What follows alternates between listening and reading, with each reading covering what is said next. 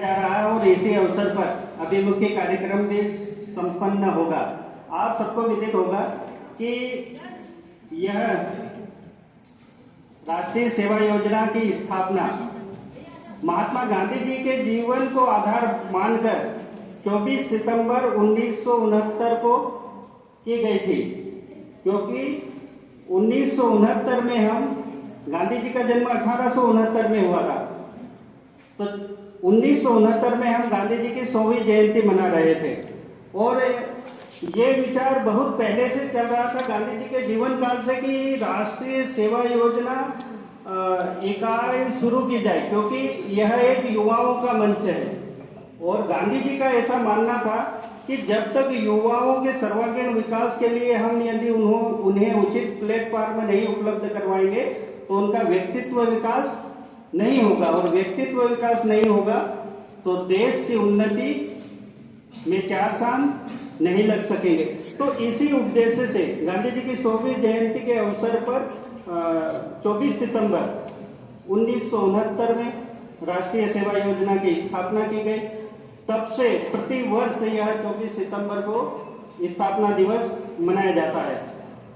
राष्ट्रीय सेवा योजना का कार्यक्रम अधिकारी होने के नाते मैं इस 55वें राष्ट्रीय सेवा योजना के स्थापना दिवस पर आप सभी को मैं बहुत बहुत हार्दिक शुभकामनाएं देता हूं।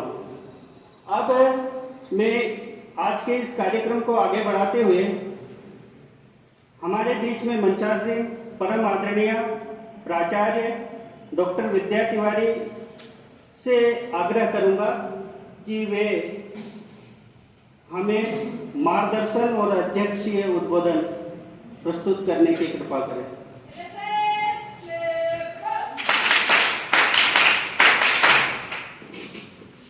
धन्यवाद सर।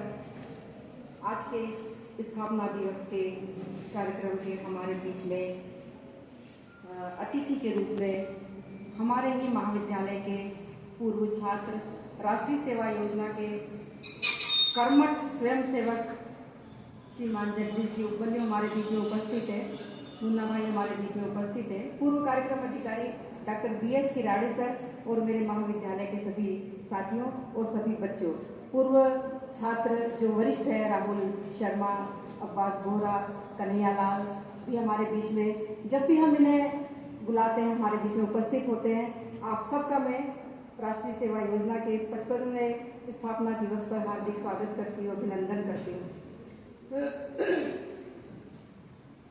इस दिवस को मनाने का उद्देश्य सर ने भी बताया आपको कि महात्मा गांधी के मन में जो विचार आया था 1969 को में इसका स्थापना की गई थी, वो आज हम 55वां स्थापना दिवस मना रहे हैं। एक उद्देश्य था हाई स्कूल, हायर सेकेंडरी के बच्चे और हाई स्कूल में तो बाद में लागू हुआ, पहले महाविद्यालय में लागू हुआ था कि बच्चों को एकत्रित करना, बच्चों को संस्कृति से परिचित करना, शहर के बच्चों को गांव की संस्कृति से परिचय करना।